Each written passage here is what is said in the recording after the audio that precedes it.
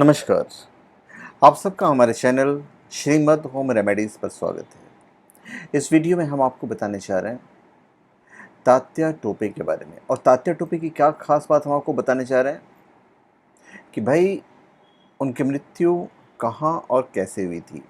ये आज तक एक बहुत बड़ा कन्फ्यूज़न है और ये एक वीडियो में शायद नहीं बता पाऊँगा क्योंकि वीडियो काफ़ी लंबा हो जाएगा। इसे मैं 2 या 3 पार्ट में बना दूँगा। एक लेटर था 1863 का,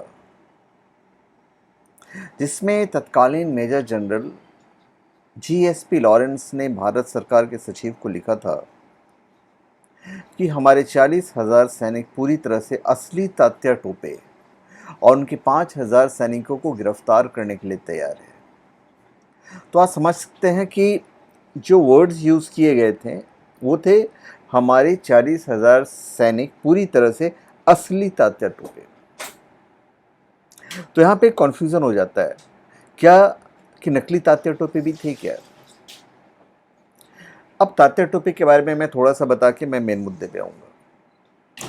तात्या टोपे का जो जन्म है वो 16 फरवरी 1814 ये उनका जन्म तारीख है। और जो मृत्यु तारीख जो बताया जाता है वो है 18 अप्रैल 1859। भारत के प्रथम स्वाधीनता संग्राम के एक प्रमुख सेना नायक थे।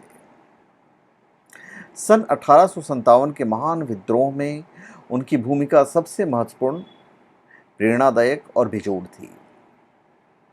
और सन 57 के विद्रोह की शुरुआत 10 मई को मेरठ से हुई थी और जल्द ही क्रांति की चिंगारी समूचे उत्तर भारत में फैल गई थी, पूरे उत्तर भारत में।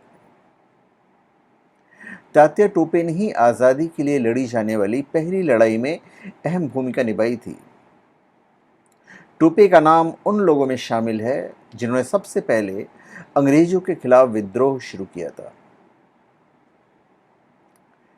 तो तात्या टोपे के जन्म के बारे में हमने आपको बता दिया और उनका वास्तविक नाम रामचंद्र पांडुरंग राव था।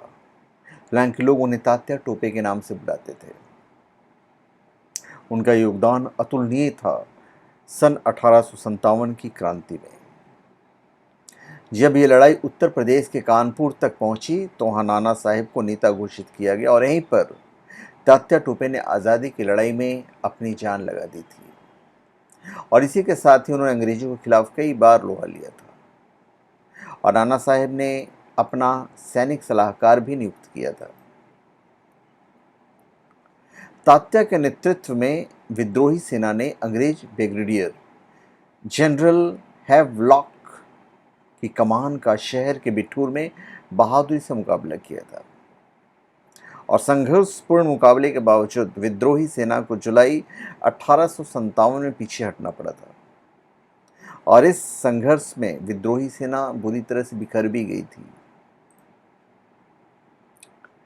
तात्या टोपे के साथ युद्ध और उनकी मौत के करीब 4 साल बाद ब्रितानियों को भरोसा ही नहीं था कि तात्या टोपे की मौत हो चुकी है।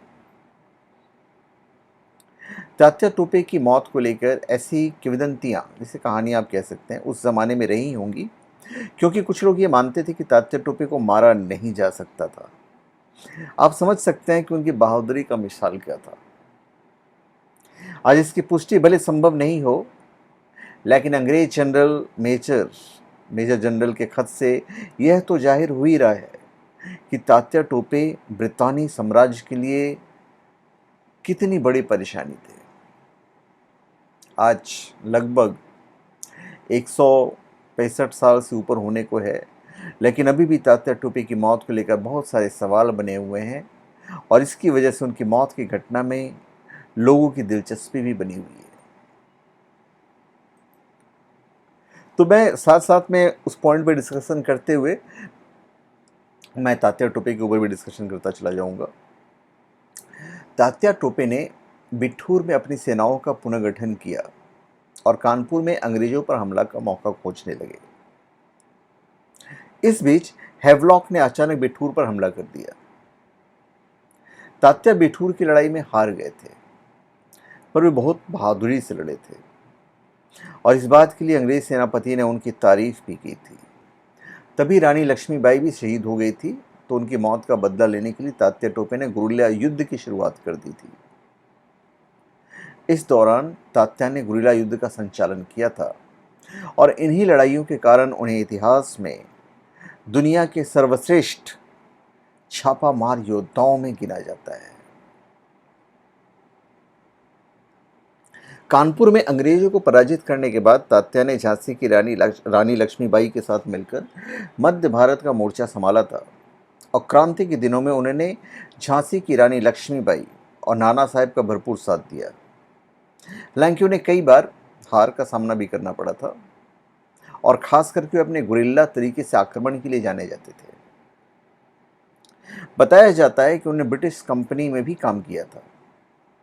कहा जाता है कि कानपुर में ईस्ट इंडिया कंपनी में बंगाल आर्मी की तोपखाना रेजिमेंट में भी काम किया था और उनके हमेशा अंग्रेजों से मतभेद रहे। भारत के कई हिस्सों में उन्होंने अंग्रेजों के नाक में दम कर दिया था और ख़ास बात यह थी कि अंग्रेजी सेना उन्हें पकड़ने में नाकाम रही थी। तात्या ने तकरीबन 1 साल तक अंग्रेजों के साथ लंबी लड़ाई लड़ी। हालांकि 8 अप्रैल 1959 को अंग्रेजों की पकड़ में आ गए और 15 अप्रैल 1959 को शिवपुरी में तात्या का कोर्ट मार्शल किया गया था, ये भी कहा जाता है। इसके बाद 18 अप्रैल को शाम 5 बजे हजारों लोग की उपस्थिति में खुले मैदान में उन्हें फांसी पर लटका दिया गया था, ये भी मानना है, पर इस पर सस्पेंस है। तो धन्यवाद, आप सबका हमारे चैनल पे स्वागत है। आप हमारे चैनल पे सब्सक्राइब करें और अपने कमेंट दीजिए। धन्यवाद।